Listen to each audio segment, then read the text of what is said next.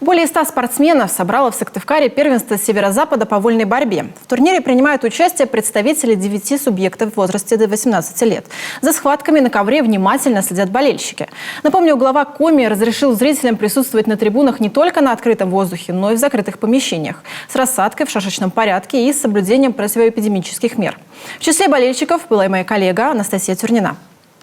Места на трибунах болельщики занимают задолго до начала соревнований. Каждому хочется места получше, ведь зал можно заполнить лишь на треть и обязательно в масках. В Коми приехали лучшие из лучших. Те, кто выиграл соревнования в своих регионах. У меня стоит задача выиграть. Да и, в принципе, у всей команды стоит занять самые лучшие места на этом первенстве Северо-Запада. Все хотят поехать на первенство России, поэтому все будут стараться выиграть. Команда из Калининграда готовилась к первенству основательно. Недавно были сборы в Дагестане. После отрабатывали тактику на родине. Готовились тяжело в связи с пандемией. На местах в основном. У нас в Калининграде тоже очень плохая обстановка в связи с ковидом.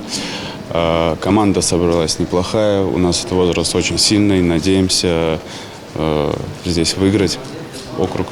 Отобраться как минимум там хотя бы человек 5, отобраться на Россию и продолжить уже готовиться к России.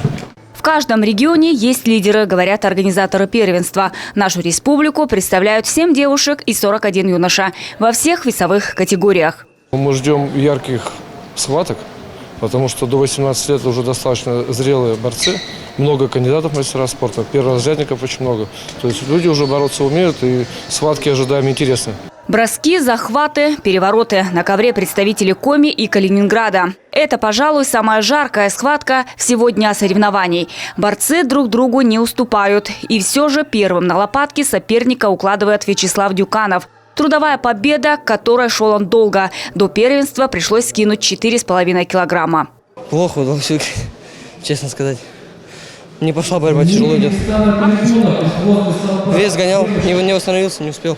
На трибунах болельщики из разных регионов, родители и просто зрители. Все они соскучились по таким зрелищным поединкам. Самое главное, что у нас все-таки соревнования начались открываться. Трибуны, то что болельщики соскучились по видам спорта, тем более у нас проходит сегодня соревнования молодежи, где крайне необходима поддержка. Как вы видите, особенно то, что стоит отметить, что ковидные меры все соблюдаются. И это очень важно, что все-таки люди сидят на определенной дистанции друг от друга. Без болельщиков это как бы мертвое соревнование. Здесь эмоции, видите, как через край бьет. Понятно, что тяжелое время, коронавирус, но тем не менее, когда эмоции через край бьют, вот ковер, там пацаны бьются за каждый балл, здесь все колотит.